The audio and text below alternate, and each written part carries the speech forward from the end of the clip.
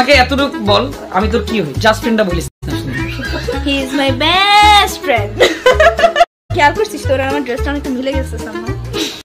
তৌহিদ আফ্রিদির সঙ্গে দিঘির রিলেশনটা কবে শুরু হয়েছিল? আমি আসলে দিঘির সাথে কোনো সম্পর্ক মানে কিসের, ভাই বোনের? তৌহিদ আফ্রিদির সঙ্গে প্রেম নিয়ে আবার প্রশ্নের মুখে জবাব দিলেন দিঘি। তৌহিদ আফ্রিদির সঙ্গে সম্পর্ক নিয়ে আবারও প্রশ্নের মুখোমুখি হন দিঘি। দিঘিও প্রশ্ন এড়িয়ে যাননি, জানিয়েছেন তার সঙ্গে আফ্রিদির সম্পর্ক কি। ইউটিউবার ও কন্টেন্ট ক্রিয়েটর হিসেবে বেশ আলোচিত তৌহিদ আফ্রিদি।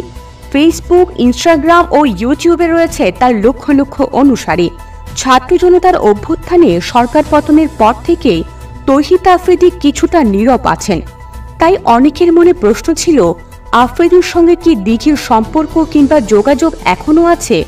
দিঘিও অকপটে জানান, বন্ধুত্ব একটা সময় থাকবে আর অন্য সময় থাকবে না, বিষয়টা তো তেমন না।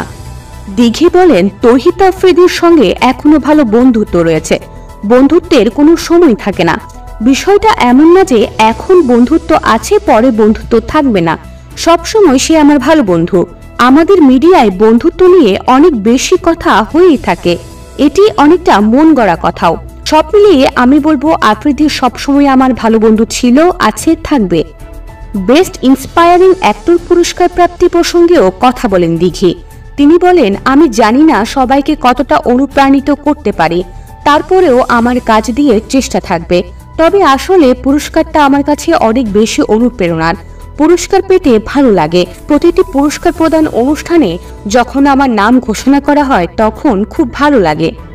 কথা প্রসঙ্গে উঠে আসে তারকাদের নিয়ে সমালোচনার বিষয়ও। এ বিষয়ে দিঘি বলেন, যে তারকা নিয়ে আলোচনা হয় তাকে নিয়ে সমালোচনা হবেই, এই জিনিসটা আমি কখনো গায়ে মাখি না। একটা সময় যখন নতুন ছিলাম তখন এসব গায়ে লাগতো, মন খারাপ হতো। এখন এসব সয়ে গেছে, মোটেও এসব নিয়ে বিচলিত হই না। আমি মনে করি আমাকে কাজ করে যেতে হবে, আমিও তাই কাজে মনোযোগী। আর যারা অকারণে সমালোচনা করে তারা করেই যাবে। শিশু শিল্পী হিসেবে বড় পর্দায় পথ চলা শুরু হয় দিঘির। কয়েকটি ছবিতে অভিনয় করে প্রশংসা কুড়ান তিনি। শিশু শিল্পী হিসেবে চলচ্চিত্র অভিনয় করে 3 বার পেয়েছেন জাতীয় চলচ্চিত্র পুরস্কার। 2021 সালে দেলোয়ার জাহান ঝন্টুর তুমি আছো তুমি নেই সিনেমার মাধ্যমে নায়িকা দিঘির অভিষেক হয়। এরপর তিনি টুঙ্গিপাড়ার মিয়া ভাই মুজিব একটি জাতির রূপকার ছবিতে অভিনয় করেছেন।